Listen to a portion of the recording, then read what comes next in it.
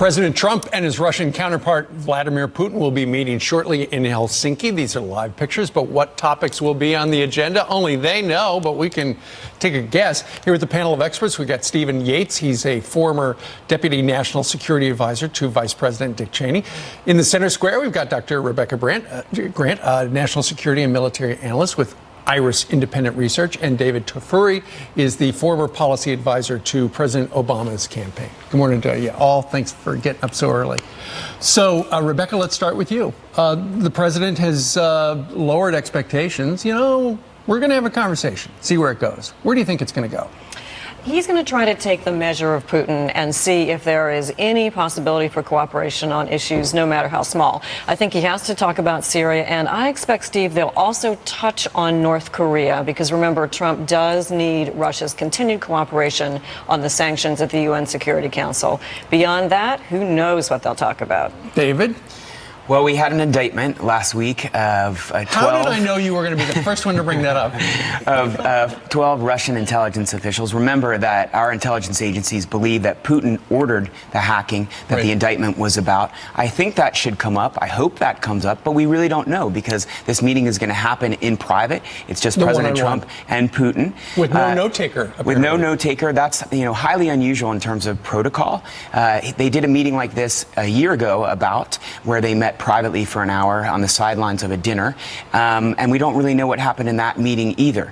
But I pretend to be optimistic. I hope the president will get something out of this. Certainly Syria and Ukraine will also be topics that they need to discuss, but they're very far apart in terms of their views, so I'm not sure anything positive will come out of it. Well, Stephen, presidents in the past have talked one-on-one with Putin when, I'm going to have a little more flexibility after the election. Yep. So going forward, I think David's right. I think we won't know exactly what is said, but I would think that Donald Trump, being the negotiators, would say, look, this meddling thing has messed things up in my country. You've got to lay off.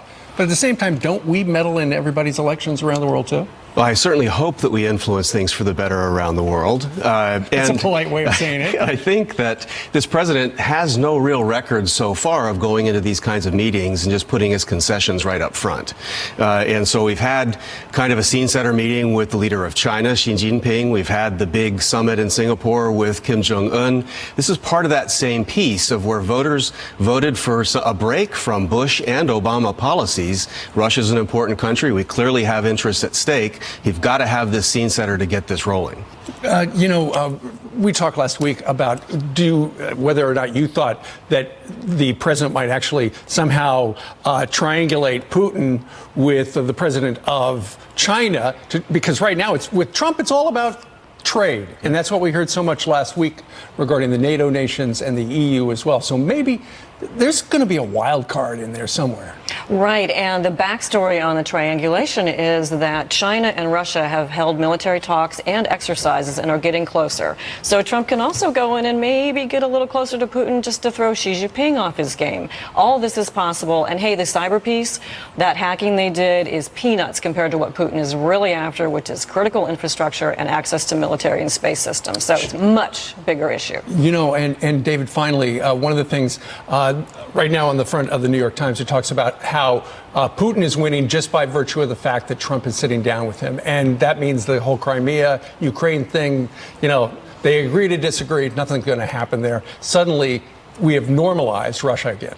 I think that's there's a good argument there. That's the risk that Trump is taking by doing this meeting, especially a freewheeling meeting like this that doesn't have an agenda. Now, there was very Trumpian. Yes, there were same criticisms about his meeting with Kim Jong-un, but that was different because that was historic. No president had met with Kim Jong-un or a North Korean leader, and we were on the verge of a nuclear crisis, so it was important that they just meet. I think this meeting is different. I wish that there was a set agenda and that Trump made clear what he is asking for from Putin, so he'd take a tough line and insist that he gets those things, and Putin makes some concessions. Well, in about 3.5 hours, we should know what happens. All right.